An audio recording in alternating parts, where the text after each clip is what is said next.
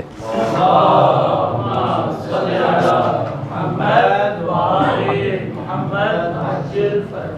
जिन अशिया के ऊपर खुम्स वाजिब नहीं है उसमें गुफ्तगू जारी थी। उसमें से पहली चीज़ कर्ज़ थी कि जिसके बारे में हमने ये बयान किया कि असल इससे मुराद क्या है, अलमालुल मुक़तरज़ है कि जो इंसान ने कर्ज़ लिया हुआ है उस रकम के ऊपर क्या है, खुम्स वाजिब नहीं है, या उससे कोई चीज़ ख़रीदी हुई है जिसका कर्ज़ अभी तक अदा नहीं किया तो उसके ऊपर खुम्स वाजिब नहीं है। लेकिन जो इंसान दूसरे को कर्ज़ देता है वो क्या होता है, इंसान की अपनी बचत होती है, उसके ऊपर खुम्स वाजिब होगा। लेकिन उसमें एक सहूलत इंसान के पास है कि अगर वो कर्ज़ वापस नहीं मिल सकता और इसने तलब भी किया वो वापस नहीं दे रहे तो फिर फ़ौरन वाजिब नहीं होगा। फिर कब वाजिब होगा, जैसे मिलेगा तो उस वक्त क्या होगा, उसका खुम्स देना होगा। वगरना यानी जैसे वो कर्ज़ वापस लेगा तो इस्तेमाल करने से पहले यानी जितने कर्ज़ के ऊपर क्या खुम्स की तारीख़ गुज़र चुकी है या साल गुज़र चुका है उसका फ़ौरन क्या खुम्स देना होगा, तब जाके वो क्या इस्तेमाल कर सकता है। ये पहली चीज़ क्या थी, कर्ज़ थी। दूसरी आ जाए महर थी, तीसरी इवज़ुल खुल थी, और चौथी चीज़ दियत थी, दियतुन नफ्स। पाँचवीं भी क्या है, दियतुल आदा थी। छठी क्या थी, मीरास थी। और मीरास में हमने कहा था वही जो तबका ऊला वाली होती है कि जिसकी इंसान को उम्मीद होती है कि ये चीज़ मिलेगी, ठीक है। तबका ऊला से है या फ़र्ज़ करें उसका भाई है और भाई का वालिद वगैरह भी नहीं है, उसने आगे शादी भी नहीं की हुई, तो वहाँ से भी इंसान को उम्मीद है कि अब इस भाई ने मरना है तो उसका तो कोई है नहीं वाली वारिस, तो वहाँ क्या उसको मिली। अगरचे तबका सानी है लेकिन चूँकि तबके ऊला से नहीं है तो लिहाजा इसको उम्मीद पैदा हो गई है कि अब मुझे भी क्या इससे मिरास मिलेगी। बाकी जो गैर मुहतसब होती है उसमें से इस सानी ने एहतियात वाजिब लगाई है कि एहतियात लाजिम के तौर पर क्या इसका खुम्स अदा किया जाए। अच्छा, इसके बाद हमारी सातवीं चीज़, सातवीं बनती है, चलें अब आखिर पे गिन लेंगे। मऊना क्या है, इसके ऊपर क्या खुम्स वाजिब नहीं है। मऊना का उर्दू में अगर हम इसका मतलब करें तो अखराजात क्या इसका मतलब बनता है। ये जो है वो रवायत के अंदर अल्फाज हैं असल में लफ्ज़ मऊना के, कि जिसमें इमाम अलैहिस्सलाम ने उसे लिखा था कि मऊनत लका वलयाल का, कि अपने और अपने अहल-ओ-याल के ख़र्चे के बाद जो होगा उसके ऊपर क्या तुम्हें क्या खुम्स निकालना है। मऊना की सैयद सिस्तानी दामतुल्लाह अलैह ने क्या दो किस्में की हैं। एक के लिए वो लफ्ज़ बोलते हैं मऊनत सना, ठीक है जी, इसका आप उर्दू में नाम रख लें सालाना अखराजात। और दूसरे का उन्होंने नाम रखा मऊनत तहसील रिब्ह है। अच्छा जी, इनमें फ़र्क क्या होता है वो अभी क्या आपको वाज़े करते हैं। मऊनत सना क्या मतलब है कि वो अखराजात के जो कमाने की खातिर नहीं होते, जबकि मऊन तहसील रिब क्या मतलब कि वो अखराजात जो रिब प्रॉफिट और कमाई और पैसे को क्या हासिल करने के लिए होते हैं। इंसान की ज़िंदगी में ये दो ही अखराजात हैं, या तो वो ख़र्च करेगा, अपने ऊपर ख़र्च करेगा यानी खाने पीने की चीज़ें ले आएगा, बीवी बच्चे के लिए ले आएगा, दोस्त को गिफ्ट कर देगा, अपने रहश का मकान बना लेगा, अपने इस्तेमाल का मोबाइल फ़ोन ख़रीद लेगा, अपनी किताबें ख़रीद लेगा, घर का AC लगवा लेगा, मेहमानों की दावत कर देगा, ख़ुद ज़ियारत पे चला जाएगा, कफ़ारे वगैरह वाजिब हैं तो वो अदा कर देगा, सदका कर देगा, मुस्तहबात अदा कर देगा।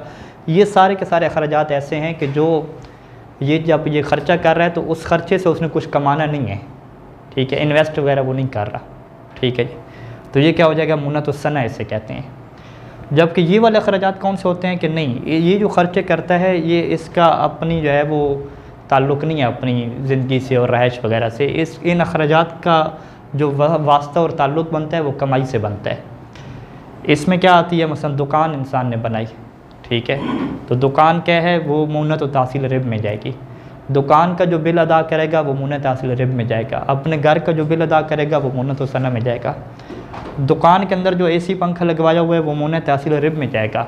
घर के अंदर जो AC पंखा लगवाया हुआ है वो मऊनत व सना में जाएगा, ठीक है जी। तो ये अखराजात क्या होते हैं, इस तरह से तकसीम हो जाते हैं। फिर इनमें से क्या है, हर एक की दो दो किस्में करते हैं, ठीक है जी। मऊनत व सना में ये जो आप अखराजात करते हैं, जो चीज़ आप लेते हैं, या तो आप इस्तिफ़ादा करते हैं मा बक़ाइल ऐन, ठीक है जी, और दूसरा क्या है कि मा अदम बक़ाइल ऐन। अच्छा ये जो है ना ये सेम, इसकी भी यही किस्में हैं दोनों की, ठीक है जी। कि वो अखराजात ऐसे होते हैं कि जिसमें ऐन को बाकी रख के इस्तेफ़ादा किया जाता है, या वो अखराजात ऐसे होते हैं कि जिसमें ऐन बाकी नहीं रहती। इसमें आप अगर ऐन को बाकी रख के इस्तेफ़ादा करना हो तो इसकी मिसाल में क्या आता है, घर आता है, ठीक है जी। घर को इंसान खा नहीं जाता, घर ऐसा नहीं है कि इस्तेमाल से ख़त्म हो जाए, ठीक है, बल्कि घर को बाकी रखेगा, उसको बाकी रख के उसके अंदर क्या रहायश इख्तियार करेगा। घर के अलावा और क्या आते हैं, कपड़े इंसान के आ जाते हैं, ठीक है, पंखा आ जाता है, गाड़ी आ जाती है, ये जितनी भी चीज़ें हैं, प्याज टमाटर वगैरह के अलावा बाकी जितनी भी चीज़ें आप कर लें, उससे क्या कहते हैं कि जिसमें ऐन बाकी रहेगी और ऐन को बाकी रख के आप उसको क्या करेंगे, इस्तेमाल करेंगे। जबकि जो दूसरी चीज़ है उसमें कहते हैं कि नहीं, ऐन बाकी नहीं रहती, ऐन ख़त्म हो जाती है। इसमें क्या है, खाने पीने की अशिया आप ले लें, खाने पीने की अशिया में आटा है, नमक है, ठीक है, और राशन की आप अक़साम ले लें, तो ये ऐसी हैं कि कोई बंदा ये नहीं कहता कि आटे से जो आपने इस्तेफ़ादा करना है उसको बाकी रख के इस्तेफ़ादा करना है। आटा वो शो पीस के तौर पे तो नहीं है, इसमें आप क्या करेंगे, उस चीज़ को ख़र्च करेंगे, यानी इस्तेमाल करेंगे तो वो चीज़ ख़त्म हो जाएगी, उसका वजूद ख़त्म हो जाएगा। शैम्पू, साबुन, नहाने का सामान इसी में आ जाता है। और इसी में सही से सारे ने ये लिखा कि ये जो आप पेंट वगैरह करते हैं घरों पे, डेकोरेशन करते हैं, कि जिसमें अगर उस पेंट को उतारा भी जाए तो उसकी कोई कीमत बाकी नहीं रहती। यानी ये जो पेंट है अभी दीवार के ऊपर, आप ये कहते हैं कि ये आइन तो बाकी रख के इस्तेफ़ादा कर रहे हैं, हम इसको शैम्पू की तरह या खाने पीने की तरह इस्तेमाल करके ख़त्म तो नहीं कर रहे, लेकिन इसके बावजूद ये दूसरी किस्म में क्या दाखिल होता है। दूसरी किस्म में क्यों दाखिल है कि क्योंकि ये जो खारिज में वजूद है पेंट का, इसकी कोई कीमत नहीं है, ये ख़त्म हो गया। ये ऐसी है कि जैसे आपने एक रोटी खा ली, ठीक है, रोटी खाने के बाद ख़त्म, उसका वजूद ख़त्म हो गया, अब आप उससे इस्तेफ़ादा नहीं कर सकते, ठीक है। तो ये चीज़ें किस में आ जाएंगी कि इसमें ऐन बाकी नहीं रहती। तो मौनत सना की ये जो दोनों किस्में हैं कि ऐन बाकी रहे या ऐन बाकी ना रहे, इनके ऊपर क्या है, ला याजिबुल खुम्स, खुम्स वाजिब नहीं है, ठीक है जी। लेकिन इसकी क्या शराइत भी हैं, इंशाल्लाह वो शराइत हम क्या है डिस्कस करते हैं अलग से, पहले थोड़ा इसको कर लें हम, ठीक है। इसकी 3 शराइत हैं बुनियादी तौर पे, ठीक है। तो ये फ़िलहाल ख़ुलासा है, 3 शराइत इसको बयान करेंगे तो फिर ये चीज़ मज़ीद क्या है वाज़ेह होगी। अच्छा, कारोबारी जो अखराजात होते हैं, इंसान के कमाने वाले अखराजात होते हैं, उसकी भी 2 किस्में हैं कि या उसमें ऐन बाकी होगी या ऐन बाकी नहीं होगी। ऐन बाकी कहाँ पे होती है, यानी यहाँ पे घर की हमने मिसाल दी थी, यहाँ पे आप दुकान की मिसाल देंगे। दुकान की मिसाल, दुकान में जो सामान पड़ा हुआ है उसकी मिसाल, दुकान का जो फ्रिज हो गया, ठीक है, दुकान का पंखा हो गया, दुकान का फर्नीचर हो गया, ये सारी चीज़ें किस्म अव्वल में जाएंगी कि जिसमें ऐन क्या रहती है, बाकी रहती है। या ऐसी गाड़ी जिसका मकसद क्या है, दुकान के लिए आना जाना है, फैमिली के लिए नहीं है, कारोबारी हैसियत के लिए है, या वो गाड़ी रखी सवालों के लिए हुई है, ठीक है। अच्छा, दूसरी इसमें किस्म के जिसमें ऐन बाकी नहीं रहती, वो कौन से अखराजात होते हैं दुकान के, कहते हैं वो जो दुकान का बिल होता है, ठीक है, दुकान का जो बिल अदा करते हैं या दुकान के ऊपर जो बंदे रखे हुए हैं उनको जो तनख्वाहें देते हैं, ये ऐसे अखराजात हैं कि जिसकी ऐन बाकी नहीं रहती, ठीक है। टैक्स हो गया, बिल अदा करना हो गया, बिजली का बिल हो गया, और इसी तरीके से दुकान की वो डेकोरेशन जो आपने की है कि अगर आप उसको उतारें तो उसकी कोई कीमत ही नहीं बनती, तो वो किस में जाएगी, इसी में आएगी कि जिसमें ऐन बाकी नहीं रहती। सामान जो बेचने के लिए, हाँ, सामान जो बेचने के लिए रखा हुआ है वो भी इसी में आएगा, ठीक है। लेकिन वो अभी उसका ऐन बाकी है ना, जब ऐन उसकी बाकी है तो वो पहली किस्म में होगा, अगर उसकी ऐन ख़त्म होगी तो वो क्या दूसरी किस्म में चला जाएगा, ठीक है। इसे आटे की तरह, आटा अगर खा लिया है तो ये दूसरी किस्म में चला जाएगा, अभी बाकी है तो वो क्या है पहली किस्म में। यानी पहली किस्म में तो आप नहीं कहते आटे से बाकी रख के इस्तेफ़ादा नहीं करते, लेकिन हुक्म उसका पहली किस्म वाला होता है, ठीक है। अच्छा, ये खाका आपके लिए तकरीबन क्या है कुछ वाज़ेह हो जाना चाहिए इंशाअल्लाह। हाँ जी, वाज़ेह है कुछ।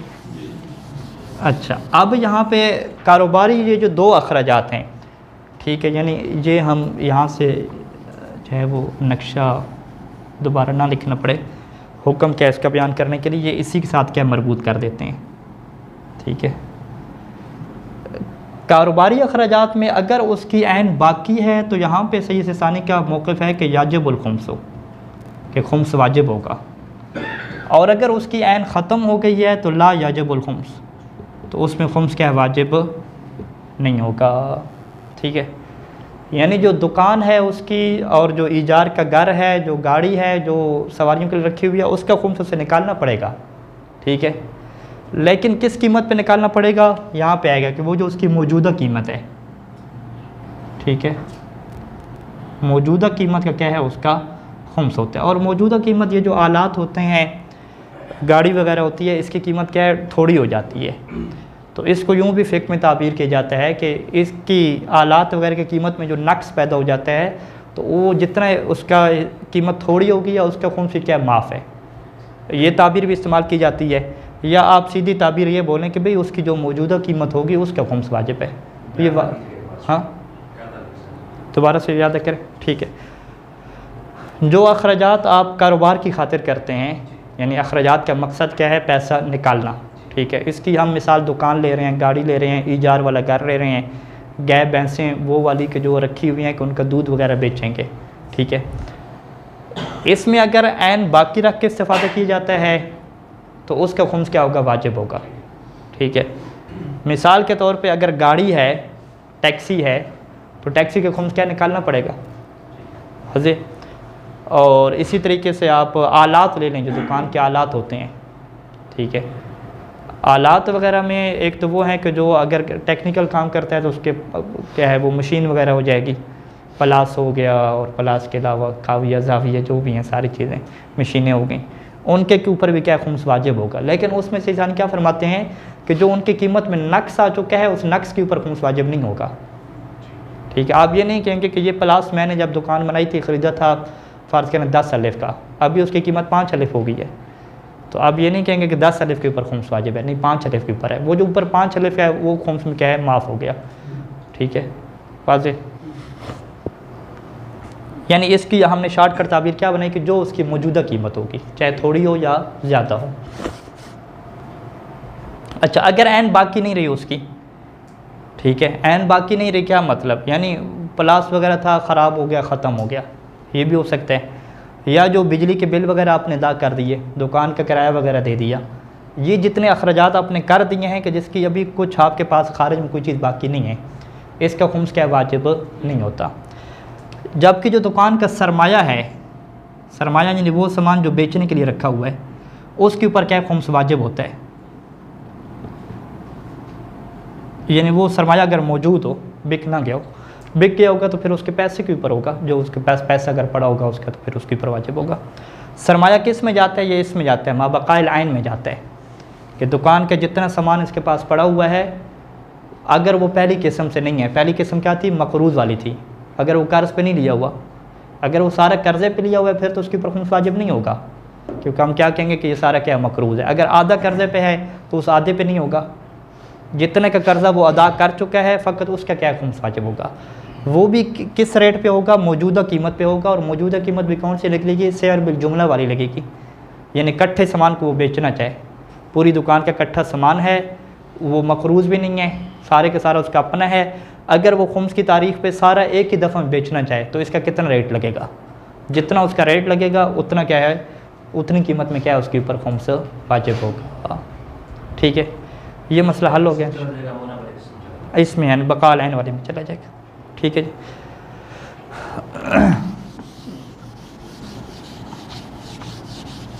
अच्छा जी, अब ये सवाल करते हैं शुरू से कि भाई मऊना के ऊपर क्या है खुम्स वाजिब नहीं होता, उसका क्या मतलब है। आप क्या कहेंगे कि मऊना तो सना में तो मुतलकन खुम्स वाजिब नहीं होता, चाहे ऐन बाकी रख के इस्तेफादा होता हो या ऐन क्या ख़त्म कर दी जाती हो, इसमें मुतलकन खुम्स वाजिब नहीं है।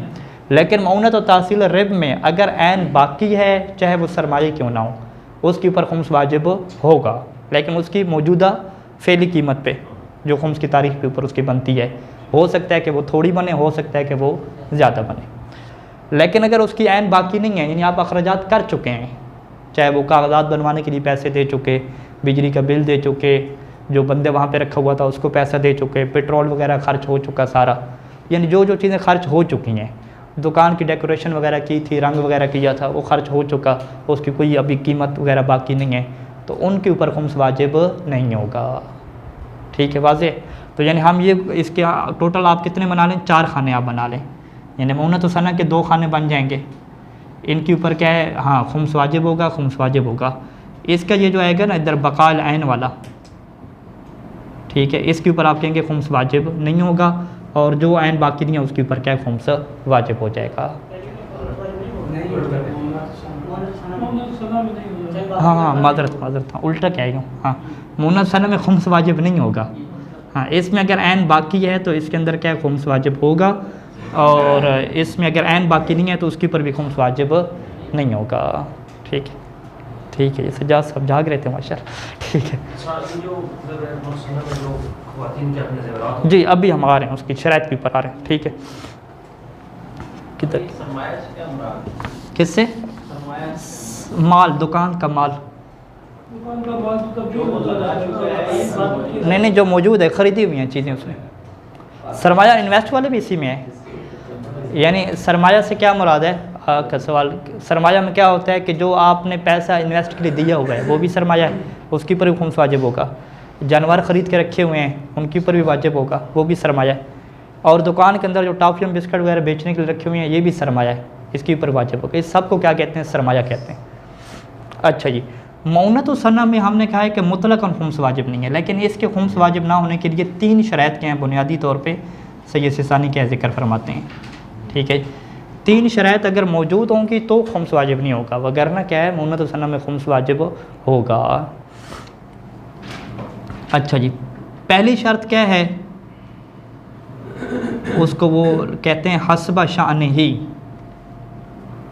ये अहम शर्त है कि जो भी अखराजात वो कर रहा है वो अखराजात ऐसे होने चाहिए कि जो उसकी मुआशरे में जो हैसियत है, जो उसकी शान है, उसके मुताबिक अखराजात हों, उससे बढ़ के अखराजात ना हों। ठीक है, हस्बा शानी के लिए एक और लफ्ज़ भी इस्तेमाल फरमाया सही सिसानी ने, अरबी का लफ्ज़ है अल मकानतुल इज्तिमाइया।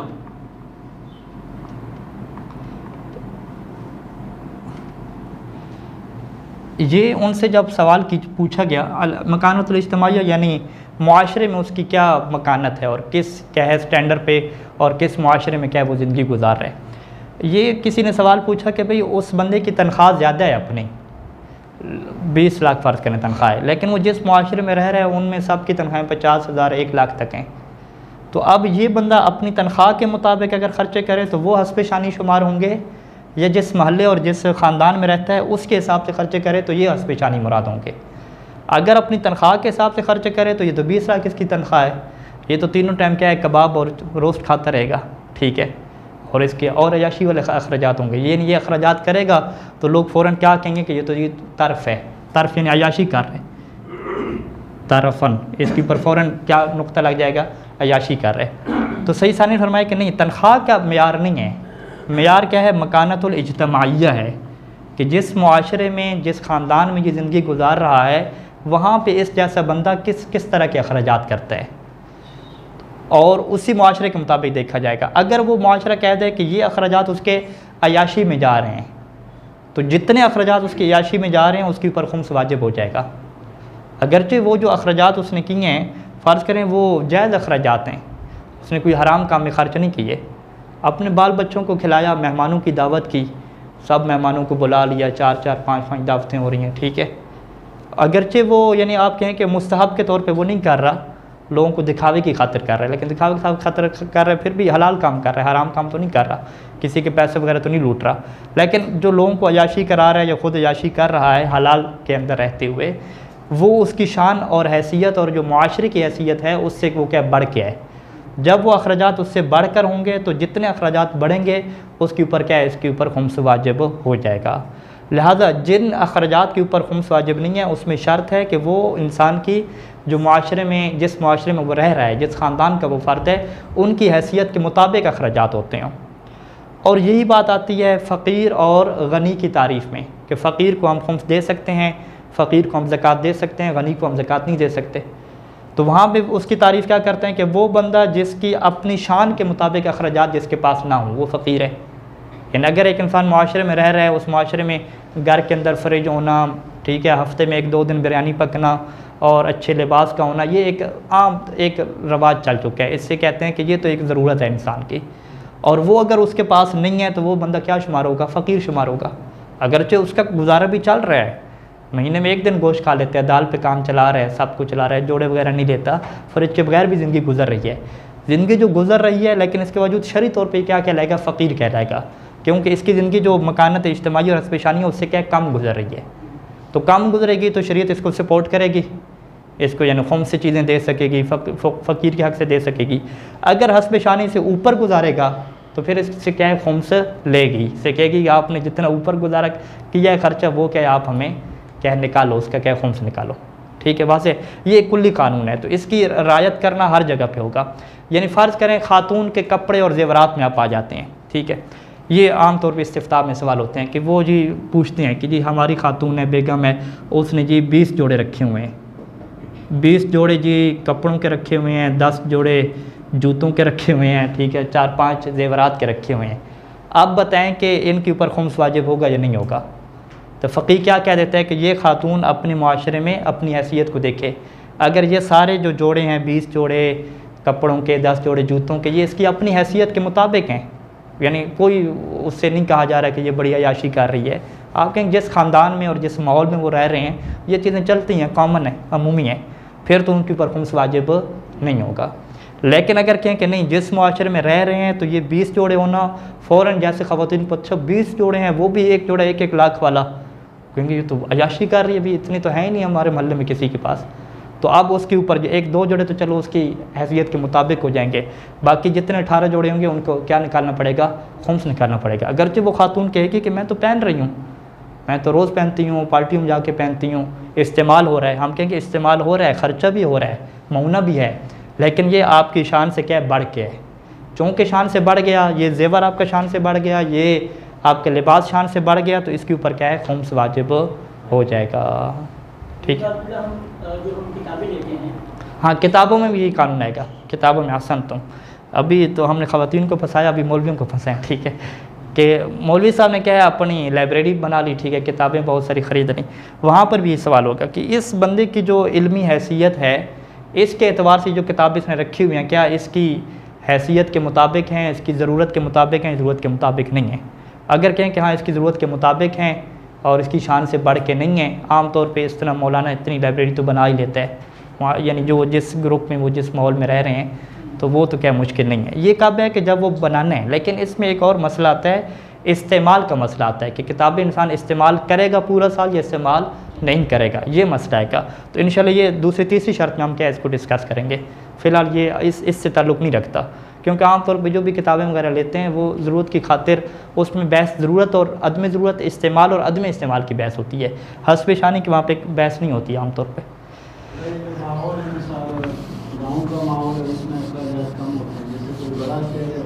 हाँ, जहाँ पे इंसान रह रहा है, जहाँ पे मकानत इज्तिमाई है, जिस मुआशरे में वो रह रहा है उसी के हिसाब से वो देखेगा।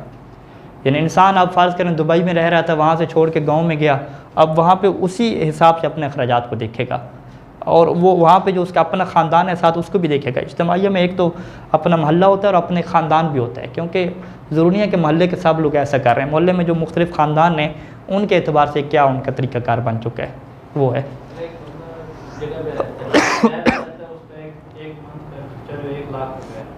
ऐसी जगह जाता है जहाँ के लोग सिर्फ 30-30 हज़ार या 40 हज़ार में गुजारा करते हैं। अब वो एक बंदा है, उसका निज़ाम तो ठीक है, अब आया वो उस माशरे के मुताबिक। हाँ जी बिल्कुल, अब उस माशरे में ज़िंदगी ज़्यादा गुजारे, कोई पाबंदी नहीं है, ज़िंदगी ज़्यादा गुजार सकता है, लेकिन जितना ज़्यादा करेगा उसका खुम्स उसे देना पड़ेगा ना, ये बहस है।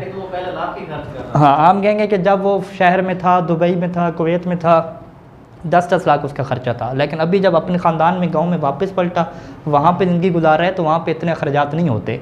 इतना जो भी खर्चा करता है उससे फ़ौरन क्या कहते हैं कि यह शान से आपकी बढ़ गया है, ये क्या तर्फ में आप चले गए। ठीक है, आपकी आमदन के मुताबिक है, तनख्वाह के मुताबिक है, लेकिन ये मकानत इज्तिमाइया के मुताबिक नहीं है। जिस माशरे में और जिस ख़ानदान में आप रह रहे हैं वहाँ पर ये वाला निज़ाम नहीं होता। यानी जैसे ही माशरे की तरफ से तनकीद होगी ना, यानी तर्फ का इल्ज़ाम लगेगा कि आप क्या है अयाशी में पड़ गए हैं, तो फ़ौरन उसके ऊपर क्या खुम्स वाजिब हो जाएगा। ये तो उसके स्टेटस के मुताबिक है, उसके स्टेटस के मुताबिक तनख्वाह के हिसाब से है, मकानत इज्तिमाइया के हिसाब से नहीं है। आप दो तकसीमें करें ना, यानी यही सवाल सही सानी के जब इस्तिफ्ताह में है कि फ़लाँ बंदे की इतनी तनख्वाह है, इतना कारोबार है उसका अपना, तो क्या वो अपनी तनख्वाह को देखेगा या जिस मुआशरे में रह रहा है उसको देखेगा? तो मियार उन्होंने मुआशरा दे दिया, तनख्वाह तो मियार ही नहीं दिया। ठीक है, वाज़ेह। अच्छा, ये पहली शर्त हो गई। दूसरी शर्त क्या है इसकी कि वो इस्तेमाल भी करे। उससे क्या कहते हैं इस्तेमाल, या वो उसकी इस्तिलाह है मिनहाज की असरफुल फ़िअली, कि वो फ़ेलन क्या है उसका इस्तेमाल भी हो साल में। ठीक है, ऐसा ना है कि आप कहें कि उसका इस्तेमाल ही नहीं हुआ, चीज़ ऐसे पड़ी रही है। जो चीज़ पड़ी रहती है इस्तेमाल नहीं होती उसके ऊपर क्या खुम्स वाजिब हो जाता है। ठीक है। अच्छा, इस सरफिल फ़ेली में कि उसका इस्तेमाल हो उसी साल में, और तीसरी शर्त भी हम साथ लिख देते हैं, वो भी इसी तरह की है कि वो उसी साल के क्या अखराजात हों।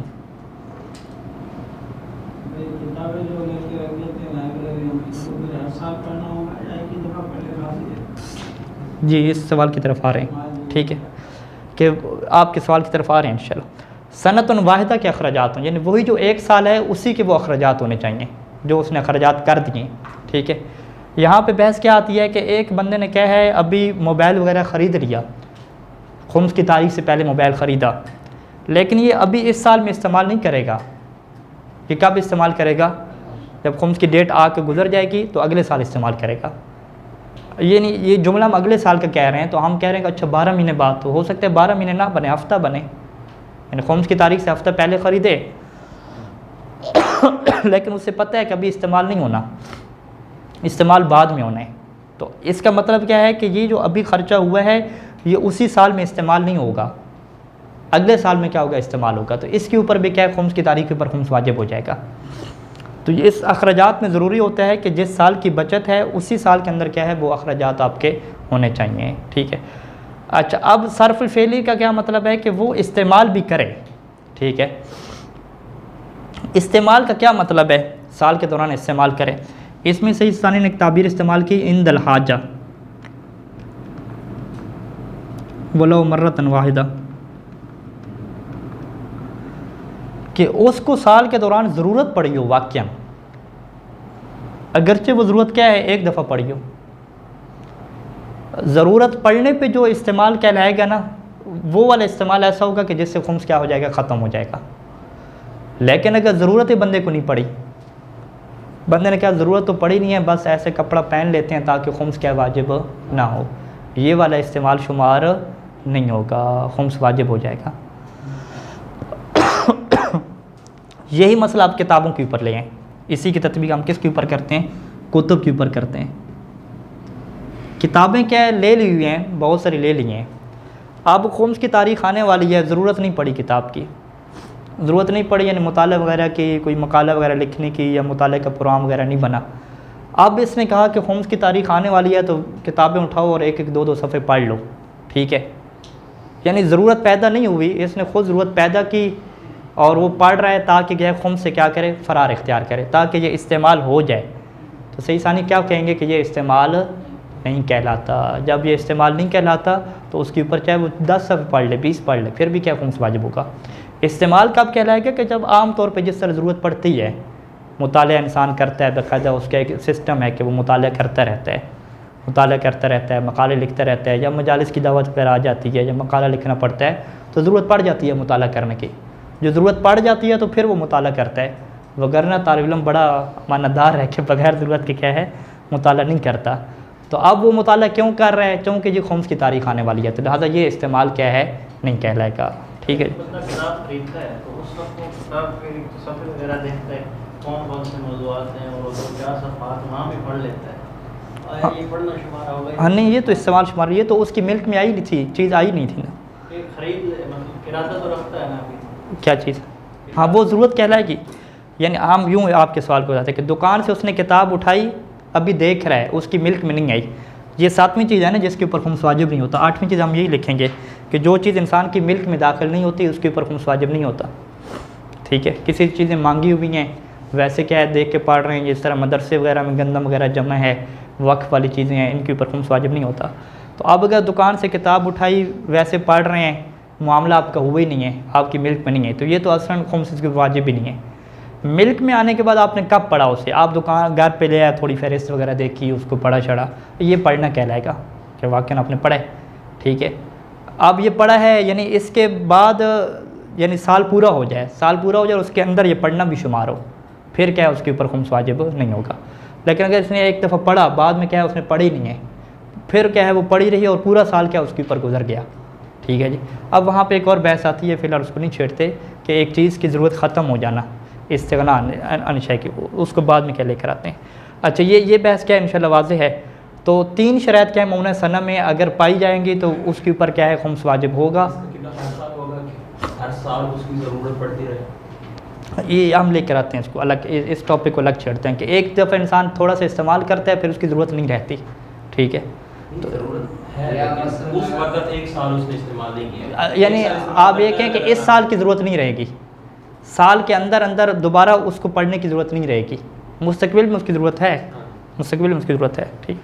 अगर एक किताब ले रहा है, शरह ले रहा है, मतलब उसको सिर्फ मादे इम्तिहान की ज़रूरत है, लेकिन उधर से सेट पूरा उसको लेना पड़ता है। हाँ, वही सेट पूरा लेना पड़ता है। उसमें यही कहते हैं कि अगर पूरा सेट एक ही दफ़ा मिलता है, अलग अलग नहीं मिलती, तो उस सेट में से एक किताब को पढ़ना पूरी किताब का पढ़ना कहलाएगा, खुम्स वाजिब नहीं होगा। अच्छा, ये जो दूसरी शर्त है ना, इसकी 2 शर्तें हम लिख लें तो उसके साथ साथ का सवाल इसके अंदर आ जाएगा। हमारे कल्चर में जिस तरह के ख़वातीन के जहेज़ होते हैं और वो कई साल पड़े रहते हैं, बिल्कुल मैं उसी चीज़ को शुरू कर रहा हूँ, ठीक है। ये जो हमने कहा था कि इस्तेमाल फ़ेली होना चाहिए उसी साल का, ख़त्म हो गया टाइम।